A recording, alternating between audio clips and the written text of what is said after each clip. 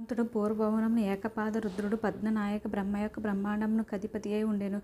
దానికి ఆకాశం, వాయువు, అగ్ని అని 3 అవతారాలు ఉండెను. అతడు ఒకనాడు ధ్యాన నిష్టలో ఉండగా హృదయ పుండరకమున శ్రీ నారాయణుడు దర్శనమిచ్చెను. అంత ఏకపాదు అతనికి సేవింపగోరి ఆ బ్రహ్మాండమును విడిచి నారాయణుడి వెనుక పంచ అవతారాత్మకమైన ఈ బ్రహ్మాండంలోనికి దిగి వచ్చెను. నారాయణుడు ఏకపాద రుద్రునికి దర్శనమిచ్చి అక్కడ నుండి వచ్చి శివుడు తారక బ్రహ్మ యోగనిష్ఠుడై ఉండగా అతని హృదయమున ప్రవేశించెను.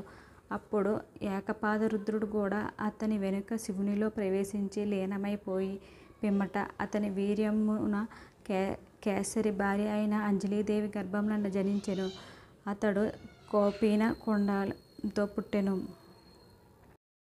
సూర్యుని దగ్గర వేదములు చదివి అతని కుమారుడైన సుగ్రీవుని దగ్గర మంత్రిగా చేరి అతనికి శ్రీరామునితో మైత్రి కలిగించి తాను శ్రీరాముని సేవకుడయ్యెను. హనుమంతుడు సూర్యుని కూతురగు సువర్చనాదేవిని వివాహం ఆడినట్లు కొన్ని కథలు కలవు. ఇతడు చిరంజీవుల్లో సిద్ధులలో ఒకడు. శ్రీరామ భక్తుడు. మహాభారత యుద్ధమున అర్జునుని ధ్వజంపై ఉండి ఆ యుద్ధం అంతటిని చూచెను. ఈ భక్తగ్రని ఇప్పుడున్న బ్రహ్మ పిమ్మట బ్రహ్మ పదవి అధిష్ఠించగలడు. ఆంజనేయం ప్రసన్నాంజనేయం.